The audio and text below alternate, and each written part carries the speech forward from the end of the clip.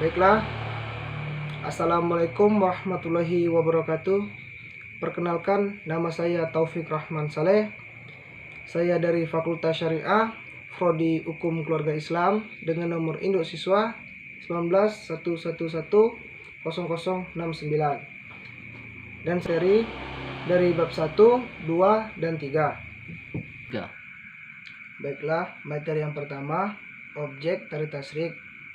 Itu ada 3 bagian. Yang pertama, tarik tasyrik al-ihfiqadiyah, yang mengkaji hak tentang masalah akidah tauhid di dalam ajaran Islam.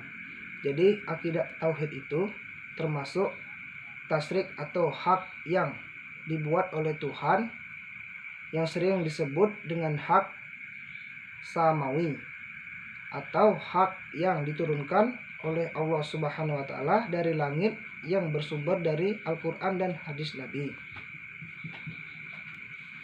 3. Oleh sebab itu, jika kita mengkaji tauhid, maka akan termasuk hak dari objek pembahasan tasyrik. Dalam tasyrik al-ihfiqadiyah, Rasul menyampaikan melalui dakwah di Mekah selama 3 tahun. 3. Yang kedua, tasyrik al-amaliyah. Tasyrik ini mengkaji tentang keluarga atau hukum keluarga. Dalam tasyrik ini banyak membahas, yaitu pernikahan, perkawinan, sholat, zakat, haji, talak, rujuk, hukum perdata, dan pidana Islam. Yang ketiga, tasyrik akhlakiyah, yang mengkaji mengenai akhlak dan tasawuf mengenai perangai manusia. Tasyrik berarti ketentuan waktu atau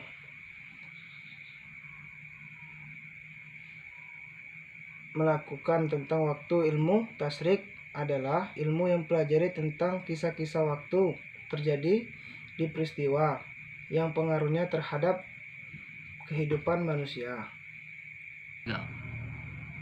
Yang selanjutnya, materi bab 2, sumber penetapan hukum pada zaman Nabi. Pertama, Al-Quran.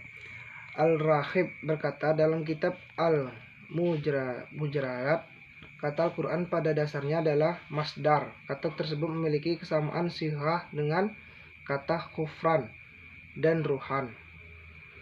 Ibnu Abbas berkata mengenai tafsir ayat di atas, jika telah kami kumpulkan Al-Quran dan menetapkan di dalam dadamu, maka amalkanlah.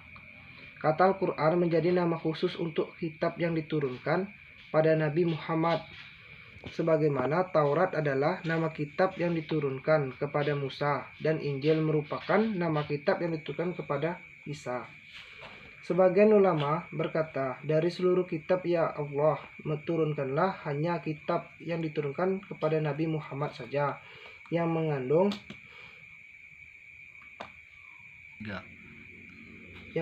nama Al-Quran, karena ia mencakup seluruh kandungan sisa kitab selainnya.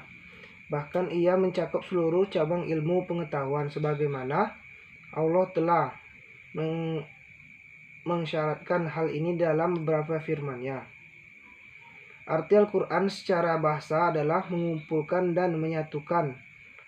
Masdar dari kata ini menjadi nama khusus untuk kitab yang mulia.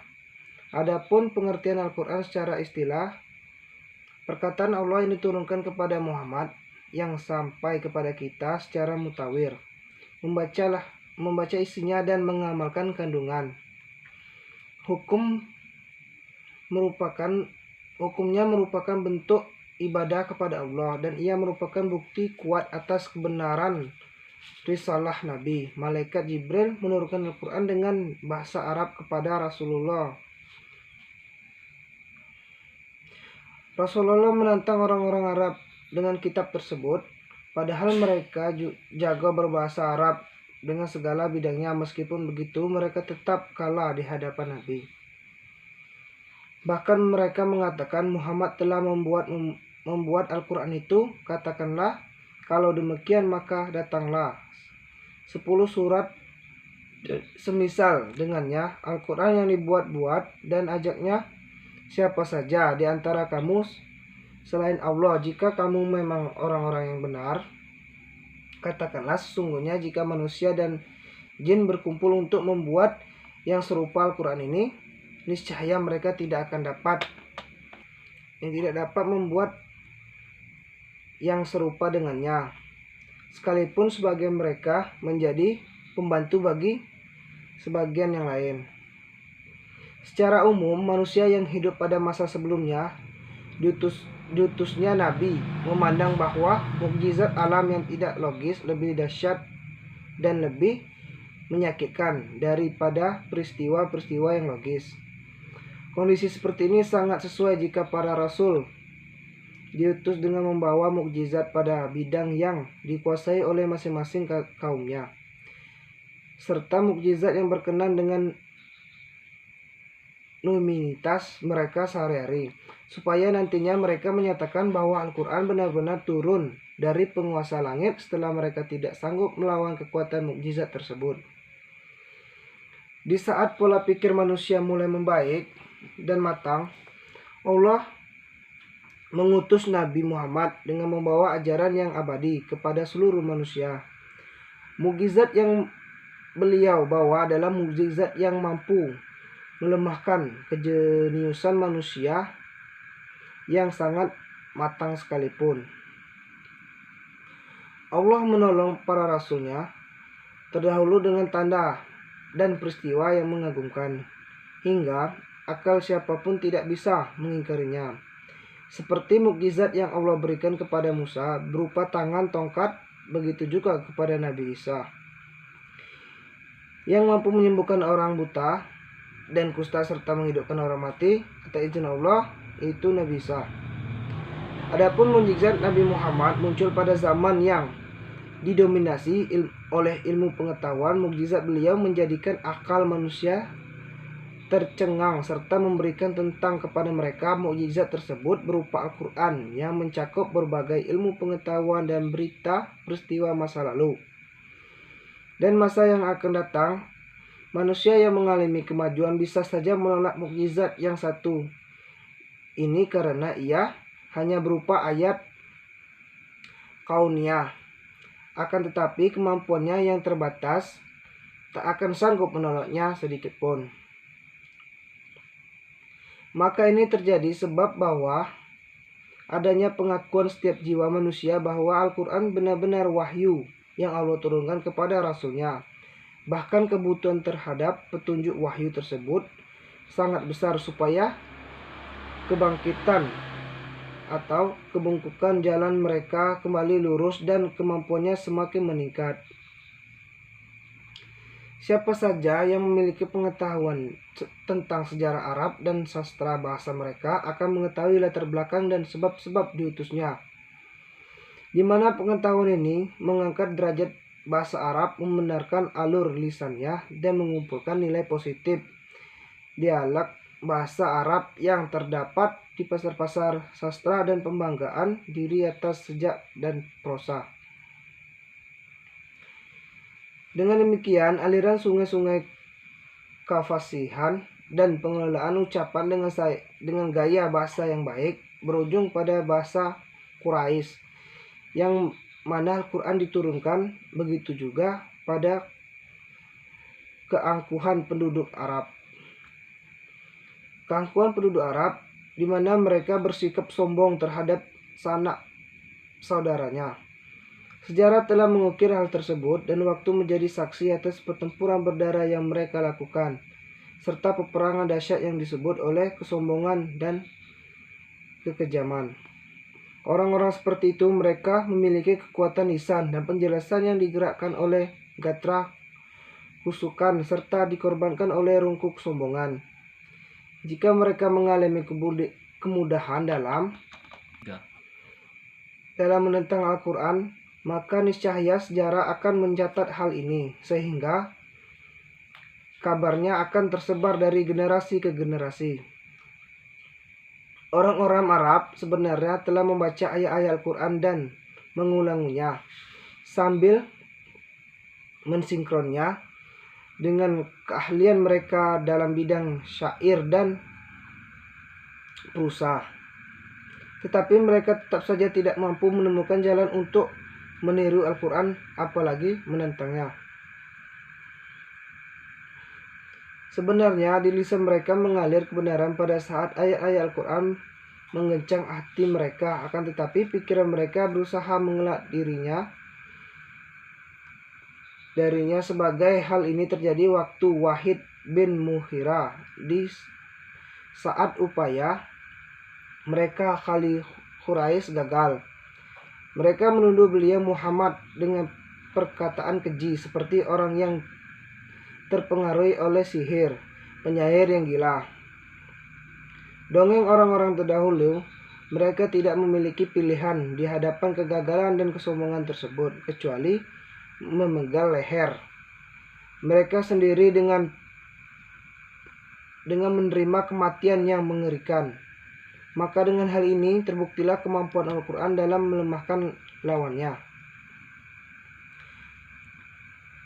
Al-Quran menjadikan siapa saja lemah dengan lafal-lafal dan rata bahasanya. Satu huruf Al-Quran saja dapat melemahkan tanpa membutuhkan huruf lainnya. Dengan cara membentuk sebuah kata, apalagi satu kata dan lebih satu kalimat dalam ayat Al-Quran, ia akan lebih mampu melemahkannya. Ya. Al-Quran memiliki proses turun yang menakjubkan dan mengandung hukum-hukum agung serta nasihat-nasihat yang berharga. Gunung-gunung yang kokoh pun tidak kuat dalam mengemban amanah tersebut. Amanah itu pun akhirnya Allah bebankan kepada manusia, dan Allah menjadikan Al-Quran sebagai penerang dalam relung hati mereka, serta cahaya bagi mereka dalam menapaki jalan kehidupan. Al-Quran Al-Karim telah diturunkan kepada Rasulullah secara berkala. Satu ayat atau beberapa ayat diturunkan sesuai peristiwa-peristiwa yang terjadi, ataupun Allah menurunkan hukumnya kapan saja sesuai yang Dia hendaki. Tanpa adanya peristiwa penyebab, tujuannya adalah untuk memantapkan hati Rasulullah memaksimal dalam menampakkan kelemahan musuh. Perlahan-lahan dalam menurunkan syariat, mempermudah dalam menghafal dan memahaminya. Dan sebagai bukti kuat bahwa Al-Quran turun dari sisi Rabbullah yang maha bijaksana dan maha terpuji. Adapun kitab Samawiyah yang lain seperti Taurat, Injil, dan Zabur diturunkan dalam sekali waktu dan tidak secara berkata. Penetapan hukum di Mekah. Akidah merupakan esensi syariat seluruh nabi yang diutus oleh Allah. Ia merupakan asas di mana tiang-tiang agama tegak di atasnya. Manusia tidak akan menerima syariat yang Allah tetapkan kecuali jika akidah mereka lurus dan mereka beriman kepada Allah serta mengakui keesaannya dalam uluhiyah, rububiyah, dan nama-nama atau sifat-sifatnya. Mengimani alam gaib dan alam akhirat beserta semua yang berkaitan dengannya seperti penghitungan amal, pembalasan, surga, dan neraka. Apabila akhirat tertanam kuat dalam jiwa masyarakat, maka akan mudah dalam membangun masyarakat yang berpegang teguh dengan syariat dalam mengatur hubungan mereka dengan Allah, dengan sesama mereka, serta dengan alam semesta. Oleh sebab itu, akidah merupakan tujuan utama ajakan para rasul kepada umatnya. Penetapan hukum pada fase Mekah yang berjalan selama kurang lebih 13 tahun fokus pada pembenahan akidah, memperkuat akar-akarnya dan menjaga kemurniannya. Islam menjadi 2 kalimat syahadat sebagaimana realisasi dari akidah dan sebagai pintu masuknya seorang ke dalam pelukan Islam yang kemudian berlakukan baginya hukum-hukum Islam. Beraksi atas keesaan Allah Subhanahu wa taala merupakan gambaran dari kesempurnaan iman kepada Allah dan menyucikannya dari segala hal yang tidak layak baginya, dan bersaksi atas kerasulan Nabi Muhammad, menuntut untuk beriman kepada para malaikat, para rasul, seluruh kitab Allah dan hari akhir. Dan kesaksian ini juga menuntut wajibnya mengikuti jejak-jejak beliau. Dalam upaya menyeru kepada akidah tersebut, Islam bersandar pada argumen-argumen logis. Caranya adalah dengan mengajak manusia untuk memikirkan dalam semesta mentaburi tanda-tanda kekuasaan Allah dan keindahan ciptaannya, serta memikirkan bagaimana berjalannya semua ciptaan ini dengan pola yang teratur. Semua ini menunjukkan bukti yang kuat akan adanya pencipta dan pengatur bagi alam semesta ini dan tidak mungkin menciptakan. Dan bila keimanan kepada Allah itu benar, maka akan terlahir setelahnya keimanan kepada para malaikat, kitab-kitab rasul, para rasul, hari akhir, dan kepada takdir yang baik maupun yang buruk. Surat-surat dan ayat-ayat yang diturunkan pada fase Mekah menggambarkan orientasi akidah dengan mengajak manusia untuk berpikir dan melihat alam semesta beserta langit dan bumi. Menyaksikannya rahasia-rahasia yang Allah simpan di balik semua itu dan ketelitian serta kesempurnaan pada alam semesta yang mana ia tersusun rapi tanpa ada kecacatan ataupun keraguan padanya.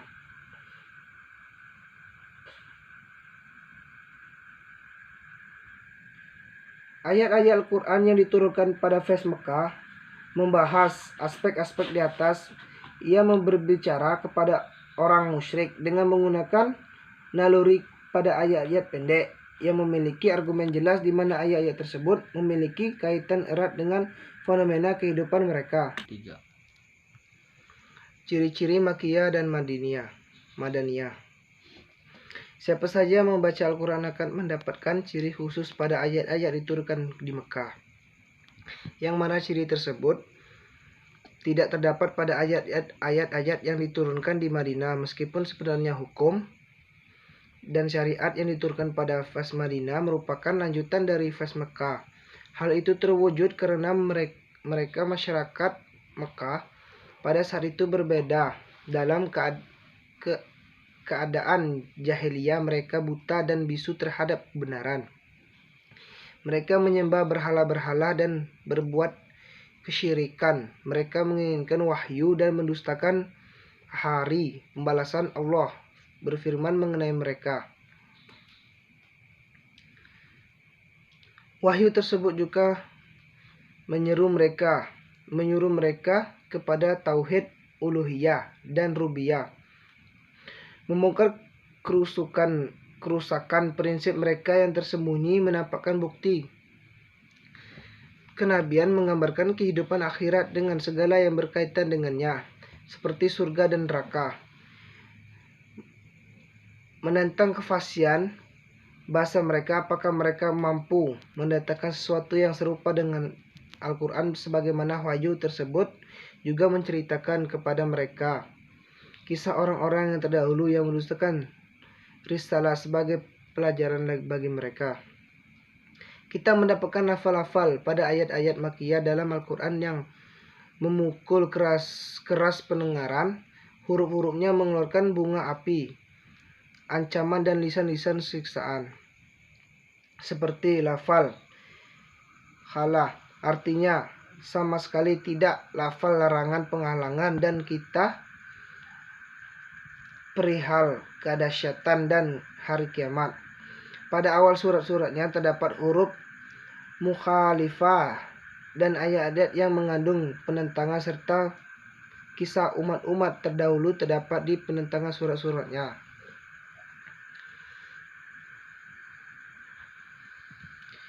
Di saat masyarakat yang beriman kepada Allah, kepada para malaikat, para rasul, hari akhir, dan beriman kepada takdir yang baik maupun yang buruk sudah terbentuk dengan wahyu-wahyu yang turunkan di Mekah.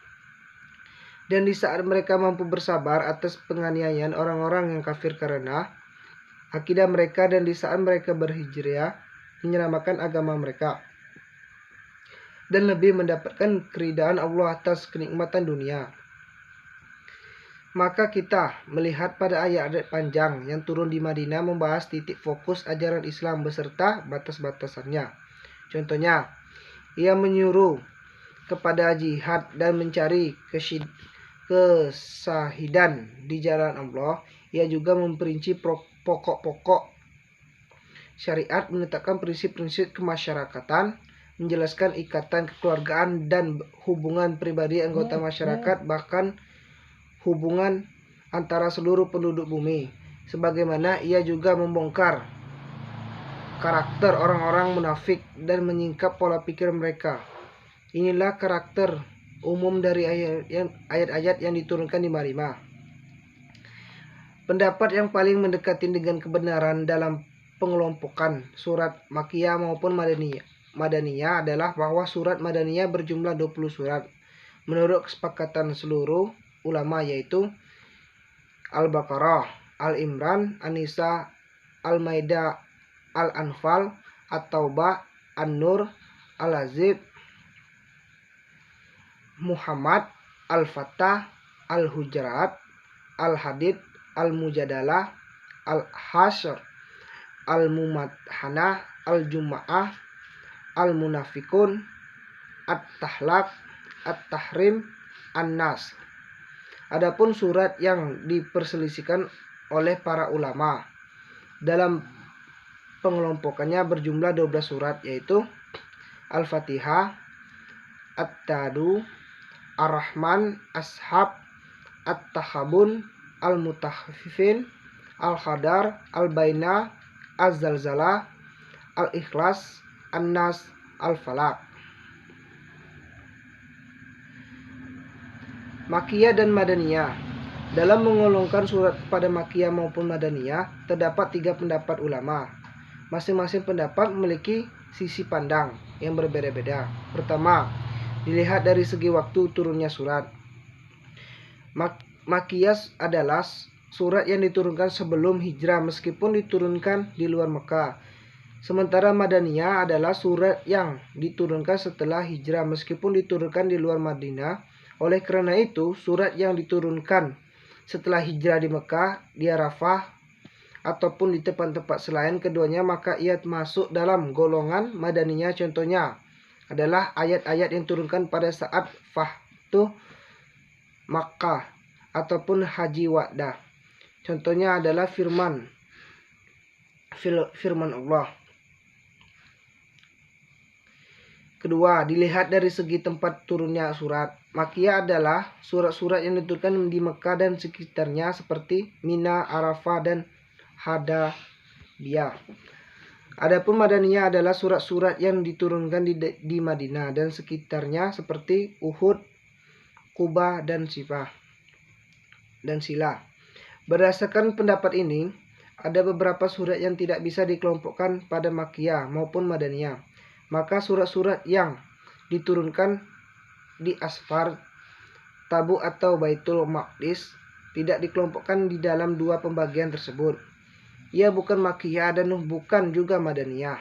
Berdasarkan pendapat ini juga surat-surat yang diturunkan di Mekah setelah peristiwa kehijrah dimanapun dinamakan sebagai surat Makkiyah. Yang ketiga, dilihat dari segi objek bicara.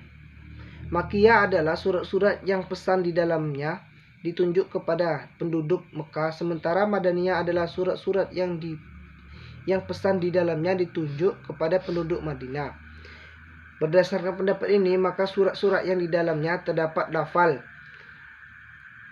Ya ayyuhal nasu adalah Makkiyah. Adapun surat-surat yang di dalamnya terdapat lafal Ya ayyuhallazina amanu adalah Madaniyah.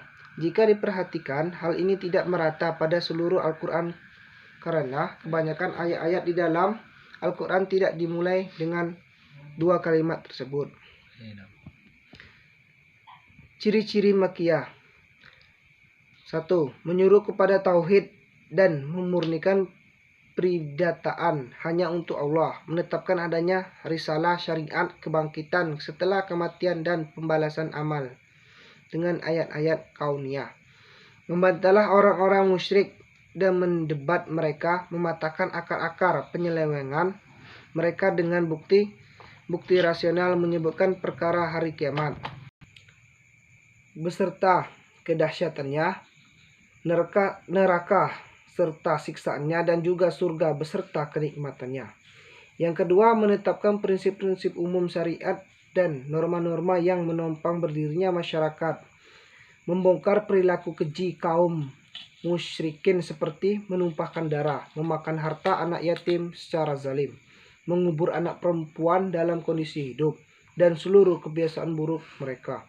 Yang ketiga, menyebutkan kisah para nabi dan umat-umat terdahulu sebagaimana peringatan bagi mereka, sehingga mereka dapat mengambil pelajaran dan akibat yang menimpa atas orang-orang yang mendustakan risalah. Hal ini juga sebagai penghibur bagi diri Nabi Muhammad agar beliau bersabar atas contohnya cemohan orang-orang kafir dan merasa yakin dengan kemenangan atas musuh-musuhnya. Yang keempat, ayat-ayatnya pendek disertai lafal-lafal yang kuat dan ungkapan yang singkat hingga mampu memekakkan telinga, memukul pendengaran dan menguncang hati, sebagaimana terdapat pada mayoritas surat yang terletak pada sepertujuan terakhir dari Al-Quran. Yang kelima, konteks pembicaraan pada Makkiyah bersifat umum. Adapun konteks pembicaraan pada Madaniyah mayoritasnya dikhusus untuk orang-orang yang beriman saja. Pada surat-surat Madaniyah tidak dapat pesan yang ditunjukkan kepada manusia secara umum kecuali pada 7 ayat saja. Yang pertama, surat Al-Baqarah. Yang kedua, surat An-Nisa. Yang ketiga, Al-Hujarat. Dan yang keempat, Al-Makkiyah. Para ulama telah mengulas tentang waktu turunnya sebagian surat dalam Al-Quran setial dengan peristiwa-peristiwa yang terjadi sebelum hijrah. Di antaranya adalah sebagai berikut. Yang pertama, surat An-Najm. Surat ini diturunkan saat terjadi peristiwa hijrahnya sebagian kaum muslimin ke Habasyah, tepatnya pada tahun kelima dari kenabian Nabi Muhammad. Yang kedua, surat Taha. Surat ini diturunkan sebelum Umar bin Khattab memeluk Islam, tepatnya 6 tahun sebelum peristiwa hijrah ke Madinah. Yang ketiga, surat Ar-Rum. Surat ini diturunkan di saat kaum muslimin memerangi Romawi dan Persia yang terjadi pada tahun ke-7 atau ke-8 dari kenabian Nabi Muhammad. Yang keempat, surat Al-Jin. Surat ini diturunkan setelah kepergian Nabi ke Taif.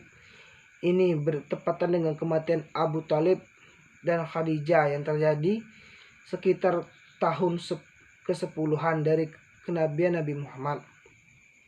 Yang kelima, surat Al-Isra.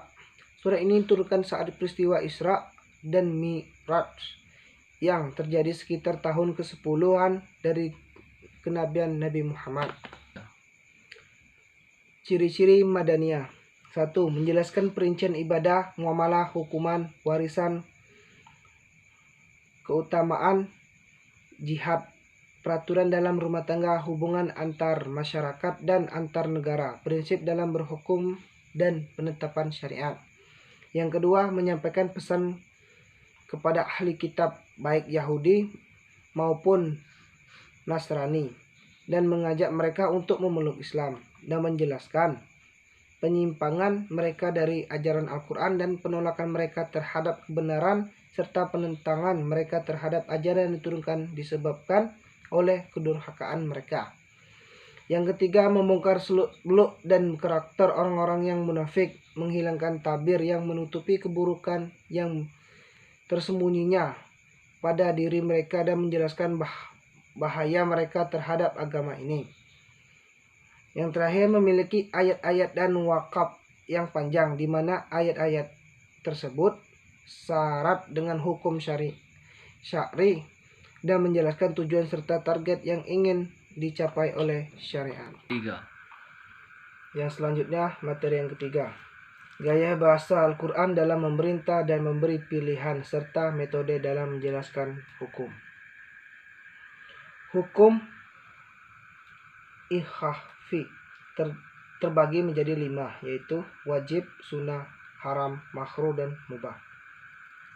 Pembagian ini didasarkan pada realita bahwa pembicara seseorang kepada orang lain mencakup dua kemungkinan, yaitu tuntunan dan pilihan. Tuntunan terbagi menjadi dua, yaitu tuntunan untuk mengerjakan sesuatu dan tuntunan untuk meninggalkan sesuatu. Dan tuntunan untuk mengerjakan sesuatu terbagi menjadi dua. Jika tuntunan tersebut dalam bentuk keharusan, maka ia adalah kewajiban. Maka sesuatu yang diminta untuk dikerjakan tersebut dinamakan wajib. Dan jika tuntunan tersebut tidak terbentuk keharusan, ia adalah anjuran, maka sesuatu yang diminta untuk dikerjakan tersebut dinamakan mandub atau sunnah. Adapun tuntunan untuk meninggalkan sesuatu juga terbagi menjadi dua. Jika tuntunan itu meninggalkan terbentuk keharusan, ia adalah larangan, maka sesuatu yang diminta untuk ditinggalkan tersebut dinamakan haram. Dan jika tuntunan untuk meninggalkan tersebut tidak terbentuk keharusan, ia adalah kebencian, maka sesuatu yang diminta untuk ditinggalkan tersebut dinamakan makruh. 3.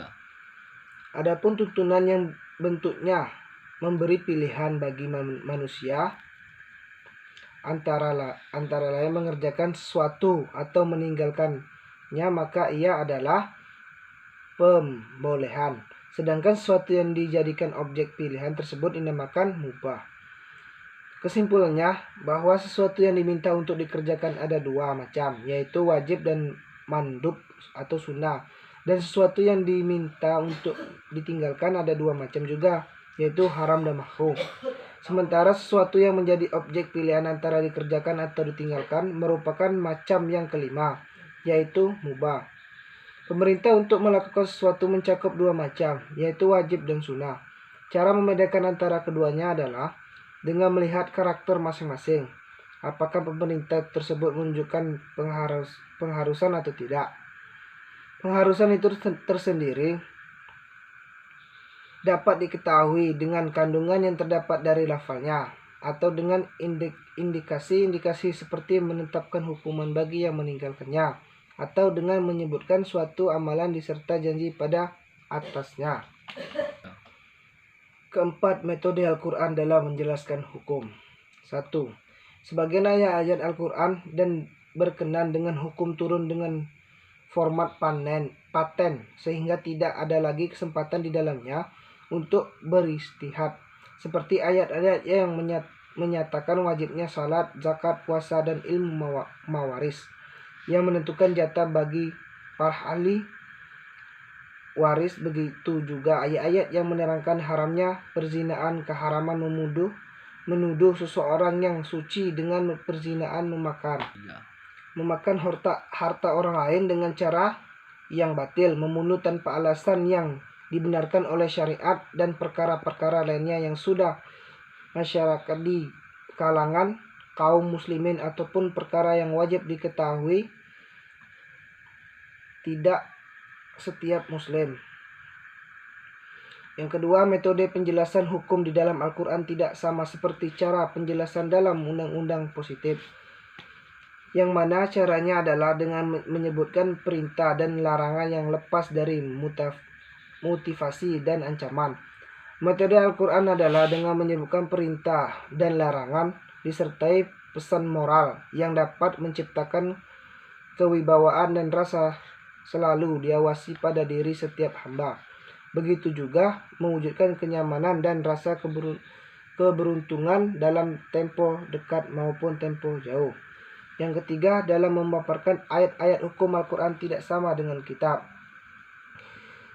yang menyebutkan berbagai hukum dalam satu permasalahan di satu tempat dan tidak mengulanginya jika di tempat-tempat lainnya, meskipun pembicara hukum tersebut masih dibutuhkan. Adapun hukum mengenai suatu permasalahan di dalam Al-Quran ditulis berulang di berbagai tempat. Oleh karena itu, terkadang ayat-ayat yang berkaitan dengan pencairan persusuan serta hukum-hukum seputarnya dan berkaitan dengan minum. 3. Yang keempat, mayoritas hukum dalam Al-Quran Al-Quran turun secara global. Hal ini memberikan isyarat tentang tujuan-tujuan penetapan syariat dan prinsip-prinsip agama yang komprehensif. Ia menyediakan peluang bagi para mujtahid untuk memahami dan menyimpulkan hukum di bawah raungan prinsip dan tujuan tersebut. Dan perincian hukum yang global hanya dijalankan pada hukum-hukum yang membutuhkan perincian agar ia jatuh dari area motif yang tidak berubah meskipun waktu tempatnya berubah-ubah, seperti permasalahan warisan, pernikahan yang diharamkan, dan hukuman untuk sebagian perbuatan pidana. 3. Prinsip ini merupakan syarat terwujudnya eksistensi syariat dan kekalahannya. Maka tidak logis jika mengesampaikan syariat yang dengan membawa asas kekalahan dan ketulusan atau keutuhan, guna merincikan hukum-hukum parsial yang terjadi saat ini maupun yang akan datang. Hukum-hukum parsial tersebut sangat banyak macamnya karena semakin banyaknya pergaulan dan jenis di dalamnya. Meskipun begitu, ia akan selalu bertambah menyesuaikan kemajuan zaman dan gaya hidup. Oleh sebab itu, kita masih perlu berpegang dengan hukum-hukum global tersebut dan mencukupkan dengan prinsip-prinsip umum serta tujuan-tujuan yang ingin diwujudkan pada alam semesta. Di samping itu, syariat juga menganjurkan istihad dan menyimpulkan hukum-hukum parsial dari peristiwa-peristiwa yang tidak memiliki kaitan dengan prinsip-prinsip global dan tujuan-tujuan umum. Baiklah, itu saja yang bisa saya sampaikan. Kurang lebihnya saya mohon maaf. Pada Allah saya minta ampun. Wabillahi taufiq hidayah. Wassalamualaikum warahmatullahi wabarakatuh.